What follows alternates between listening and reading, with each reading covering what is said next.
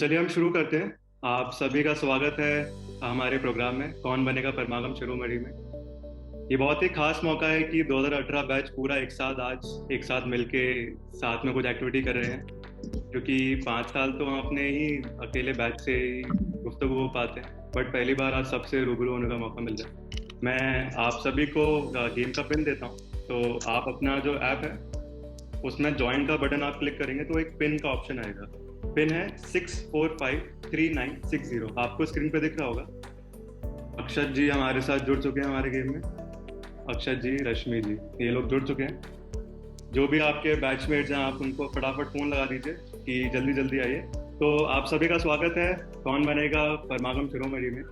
मैं आपको फिर से गेम के रूल बता देता हूँ कि 12 क्वेश्चन आएंगे एमसीक्यू बेसिस में, जिसमें आपको एक सही आंसर होगा, वो आपको अपने उस पर क्लिक करना है।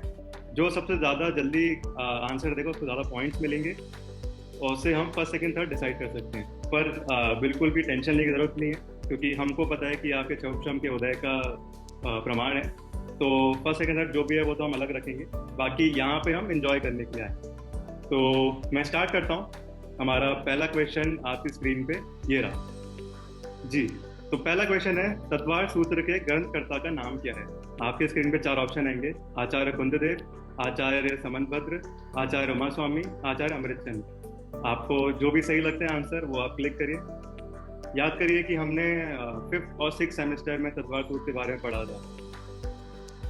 तो जितना जल्दी हो आप आंसर दीजिए और टाइम यहीं खत्म होता है। बिल्कुल सही, हमारा काफी लोगों ने सही आंसर दिया है। आचार्य उमा स्वामी जो तत्वार सूत्र ग्रंथकर्ता हैं, जो बहुत ही स्पेशल मंगलाचरण है, मोक्ष मार्ग से नेतारम भेतारम कर्म भूवृता, ये तत्वार सूत्र से ही आया है।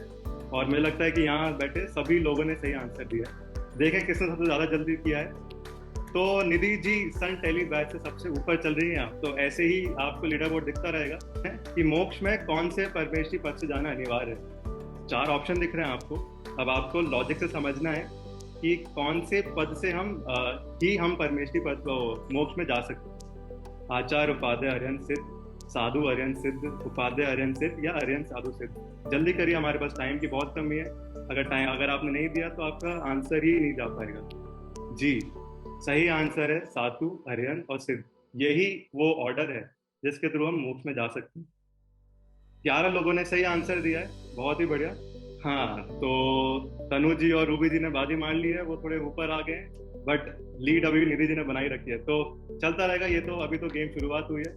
अगला प्रश्न हमारा कि जैन पर्व को मनाने के पीछे क्या हेतु है। संयम को दृढ़ करना, पूर्वजों के पथ पर चलना, भगवान को खुश करना, संसार के कार्यों से चलना। बहुत इजी है कि हमारा प्रयोजन क्या है, कि क्यों हम अपने पर्व मनाते हैं। 18 आंसर आ चुके हैं और यहाँ पे टाइम भी खत्म हो चुका है। तो जैसे कि आप सभी को पता है कि हमारा मुख्य प्रयोजन किसी भी पर्व को मनाने का संयम को दृढ़ करना होता है, क्योंकि संयम की दृढ़ता से ही हम मोक्ष मार्ग में निरंतर आगे बढ़ सकते हैं। बहुत ही बढ़िया, बहुत ही बढ़िया खेल रहे हैं सारे लोग। हाँ, ये हुआ थोड़ा सा लीडर बोर्ड में चेंज। तनु जी, रूबी जी ऊपर आ गए हैं। अगला प्रश्न है हमारा, इस चित्र में क्या बताया गया है। अब आपके पास में एक चित्र दिखाई देगा, आपको समझना है कि इन चारों में से बेस्ट क्या है। क्या ये भिक्षा है, क्या ये हीरा समिति है, क्या ये अतिथि संविभाग है, या क्या ये खाने देने की क्रिया है। जो भी इन चारों में से आपको लग रहा है कि सबसे सही इस पिक्चर को बता पा रहा है, आपको उस पर क्लिक करना है। And times up. इसका सही आंसर है अतिथि संविभाग।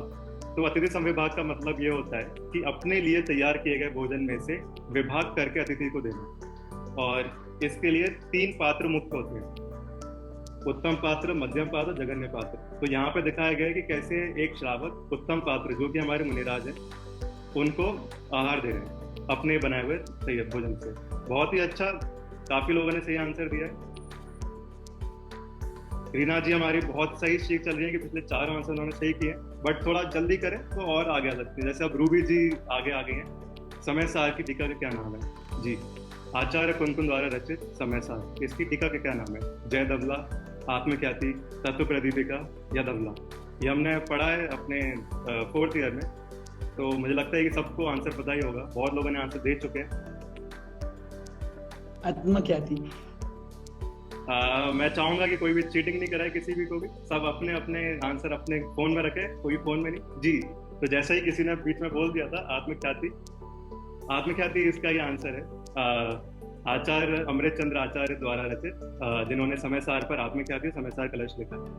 रूबी जी लीड बना के बैठी हुई हैं अभी, बाकी लोग से बोलूंगा जल्दी जल्दी आंसर दे, इससे ऊपर आने का मौका मिले उनको। इस भव तरु का मूल एक जानव मिथ्या भाव, ताको करी निर्मूल अब करिए मोक्ष भाव। ये किस ग्रंथ से आया? बहुत ही फेमस ग्रंथ है ये, बहुत ही फेमस लाइन है। अब मैं इसके आगे कुछ भी बोलूंगा तो मैं आंसर बता पाऊंगा, मतलब इतना हिंट हो जाएगा। आपका 4 ऑप्शन है, तत्वार सूत्र, 6 डाला, समय सार, मोक्ष में प्रकाशित। बहुत इजी है, आपने अपने लास्ट ईयर से थोड़ा सा पहले ही पढ़ा है, 5th ईयर का ही है ये तो। जी हाँ, सब ने ही सही आंसर दिया है, मोक्ष में प्रकाशक। तो ये मोक्ष में प्रकाशक के 7वें अधिकार का मंगलाचरण है, जिसमें जैन मिथ्या दृष्टि का विवेचन किया गया है। देखते हैं क्या हमारा लीडर बोर्ड क्या कह रहा है। थोड़ा सा ऊपर नीचे हुआ है, अक्षत जी ऊपर आ रहे हैं, और मैं देख रहा हूँ गौरव जी बहुत ही सही स्पीक से चल रहे हैं, उन्होंने पिछले सारे आंसर सही दिए हैं, 6 आंसर सही दिए। सीता ने किन आर्यका से दीक्षा ली थी? अब याद करें, हमने अपने कोर्स की शुरुआत में राम कहानी पढ़ा था। 4 ऑप्शन हमारे पास, ब्राह्मी, सुंदरी, पृथ्वीमती और अंजना। थोड़े से अपना सिर पे जोर दीजिए और अब याद करिए कि हमने पहले ईयर में जो राम कहानी पढ़ा था उसमें क्या था। बहुत इजीली मिल जाएगा आपको जी। काफी लोगों ने सही आंसर दिया, पृथ्वीमती। तो आप याद करेंगे तो आदरणीय दादा द्वारा रचित पश्चाताप भी एक उनकी कविता है, जिसमें बात की जाती है कि बाहर बाकी लोग बोलते हैं कि सीता जी पृथ्वी में समा गई, बट एक्चुअल में उसमें सही बताया गया कि सीता जी ने पृथ्वीमती आर्यका जी से दीक्षा ली थी, जिसका मतलब उन्होंने अपने आप को समर्पित किया था। तो वो पृथ्वी में नहीं समाई थी, उन्होंने अपने आप को पृथ्वीमती आर्यका को समर्पित किया। देखते हैं इससे लीडर बोर्ड में क्या चेंजेस हुए हैं। देख रहे होंगे आप, तनु जी और गौरव जी थोड़ा आगे बढ़ गए। चलते हैं अपने अगले प्रश्न की ओर।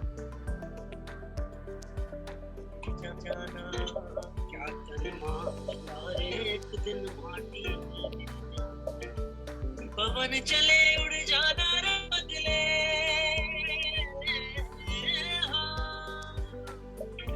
पवन चले उड़ जा। बढ़िया। तो यहाँ मैं जो लगता है कि थोड़ा ऊपर नीचे हुआ है, ये अशुचि भावना को दर्शाता हुआ भजन है। अगर आपने कविवर श्री नयन सुखदास जी की कृत 12 भावना भी सुनी होगी, उसमें बोलते हैं कि मल मात्र मूस का घड़ा, रात दिन सड़ा, तुझे नित पड़ा उठाकर धरना, अब लिया सिद्ध परमेश ही तुम्हारा शरणा। तो ये बहुत ही सुंदर भजन जो कि अशुचि भावना को बता रहा था कि कैसे हमारी देह तो बस इसी भाव तक रह जाएगी, तो हम क्या अपनी देह को इतना मांझ के रखते हैं कि उसकी क्या अपनी सुंदर सवार में रखते हैं। जो भवो भवो तक जाएगा वो आत्मा पे हम ध्यान रखना चाहिए। चलते हैं, देखते हैं कि क्या बदलाव हुआ है इससे। बहुत बदलाव हुआ है लीडर बोर्ड में। शबनम जी हमारी 3rd पोजीशन पे आ गई है, बहुत ही बढ़िया, बहुत ही लंबी छलांग लगाई है एकदम से शबनम जी ने। हम हैं एक चंडालिनी के 2 युगल पुत्र, मोक्ष मार्ग में दोनों ही कर्म बंधक। अब आपको बताना है कि इसमें से जो 2 युगल पुत्रों की बात की गई है वो क्या है। क्या वो शुद्ध अशुद्ध है, क्या वो राग द्वेष है, क्या वो स्वभाव विभाव है, क्या वो पुण्य पाप है। बहुत इजी है, थोड़ा सा लॉजिक लगाना है आपको, हमने पढ़ा भी है जी। इसका आंसर है पुण्य पाप, और ऑलमोस्ट हर किसी ने सही आंसर दिया। बहुत बहुत ही बढ़िया कि पुण्य और पाप दोनों ही बंध के कारण है, कि अगर सोने की बेड़ी हो या फिर लोहे की बेड़ी है तो वो बेड़ी, तो ऐसे पुण्य पाप दोनों ही बंध के कारण है, और दोनों ही चंडालनी के युगल पुत्र हैं। चलते हैं, देखते हैं कि क्या हमारा लीडर बोर्ड कह रहा है। रूबी जी ने तो अपनी वो जगह पकड़ ली है, वो तो छोड़ने दे ही नहीं रही है। मुझे लगता है कि नीचे जो लोग कवर अप कर रहे हैं फटाफट कोशिश कर रहे हैं कि रूबी जी अपनी सीट से आगे पीछे हो। जीव के प्रदेश कितने होते हैं? बहुत बार हमने इसको पढ़ा है, असंख्यात प्रदेश, संख्यात प्रदेश, असंख्यात लोक प्रमाण, अनंत प्रदेश। बहुत बहुत बहुत ही ईजी है, मुझे लगता नहीं कि इसमें आपको इतने टाइम की जरूरत भी पड़ेगी। काफी बार पढ़ा हमने कि जीव में कितने प्रदेश होते हैं जी। इसमें थोड़ा कंफ्यूजन था लोगों को, बट जो सही आंसर है वो है असंख्यात प्रदेश, कि जीव में असंख्यात प्रदेश होते हैं। और बहुत ही ऊपर नीचे हो गया हमारा लीडर बोर्ड। शबनम जी ने छलांग लगाते हुए वो सेकंड प्लेस पर आ गए अब सीधे। बहुत, चलिए अगले उस पर चलते हैं। ये भी एक वीडियो क्वेश्चन है, आपको बताना है कौन से कविवर की बात की गई है यहाँ पे। उनको महान कवि तुलसीदास के समान माना जाता है। बाद में उन्होंने अपनी ऑटोबायोग्राफी भी लिखी, जो कि अर्ध कथानक के नाम की वजह से उनको महान कवि तुलसीदास के समान माना जाता है। बाद में उन्होंने जी, मैक्सिमम लोगों ने एकदम सही आंसर दिया है, पंडित श्री बनारसी दास जी। बनारसी दास जी जिनका जन्म जौनपुर में 1586 में हुआ था। और आपको ये जान के बहुत गौरवान्वित महसूस होगा कि अर्ध कथानक जिसकी यहाँ बात की गई है, जो कि बनारसी दास जी की आत्मकथा है, वह किसी भी भारतीय भाषा में लिखी हुई पहली आत्मकथा है। मतलब उनके पास वो वर्ल्ड रिकॉर्ड है। अगर हम वर्ल्ड रिकॉर्ड की बात करते हैं आज, तो हमारे बनारसी दास जी के पास वो रिकॉर्ड है कि किसी भी भारतीय भाषा में पहली बार एक ऑटोबायोग्राफी लिखना। चलते हैं, देखते हैं कि क्या हमारा लीडर बोर्ड क्या कह रहा है। तो अक्षत जी वापस अब थर्ड क्वेश्चन पे आ गए हैं, शबनम जी, रूबी जी अपनी जगह बना के रखे हैं। तो मैं बताना चाहूँगा कि अगला क्वेश्चन हमारा आखिरी क्वेश्चन है, तो जितनी भी कमर कस सकते हैं कस लीजिए, क्योंकि बस ये आखिरी मौका है आपके पास। आत्मा चेतन कर्मों का कर्ता किस नय से है? एवं भूत ने, निश्चय ने, व्यवहार ने या शुद्ध ने? बड़ा ही लॉजिकल आंसर है, आपको थोड़ा सा लॉजिक लगाना, आपको इसका आंसर मिल जाएगा कि एवं भूत ने, निश्चय ने, व्यवहार ने या शुद्ध ने? किस नय से आत्मा अपने चेतन कर्मों का करता है? तो टाइम अप। हमारा सही उत्तर है वो है निश्चय नय। बहुत कुछ लोगों ने इसको शुद्ध नय भी आंसर दिया है। मतलब मैं बताना चाहूँगा कि हमने द्रव्य संग्रह में ये श्लोक पढ़ा था कि या परिरमति स करता, कि व्यवहार नय से तो जीव पुद्गल कर्मों का करता है, और निश्चय नय से जीव चेतन कर्मों का करता है। ये समय सार में भी इसका उल्लेख आया, चेतन कर्मों के करता है ये होता। तो यहीं पे हमारे 12 प्रश्न खत्म हुए। अब देखते हैं कि हमारा फाइनल लीडर बोर्ड अब क्या कहता है। तो हमारा तृतीय स्थान प्राप्त किया है अक्षत जी ने, बहुत बहुत बधाइयाँ उनको। द्वितीय स्थान प्राप्त किया सेकंड शबनम जी को, और पहला कोई गैस? रूबी जी। बिल्कुल सही। तो हमारी फर्स्ट विजेता है इस कौन बनेगा परमांग शिरोमणि की, रूबी जी। अब मैं चाहूंगा कि हम सब एक दूसरे ताली बजाएं, सब लोग अगर अपने वीडियो ऑन कर सकते हैं, क्योंकि एक्चुअल में आप सभी विजेता हैं, क्योंकि आप सभी ने सफलतापूर्वक इस परमागम कोर्स को कंप्लीट किया है, कि आप लोगों ने वो सीढ़ी चढ़ी कि मैं अपनी आत्मा का कल्याण करना चाहता हूँ। तो बहुत बहुत बधाई आप सभी को कि आप सब इस 5 वर्षीय कोर्स को खत्म करके अब आगे जा रहे हैं।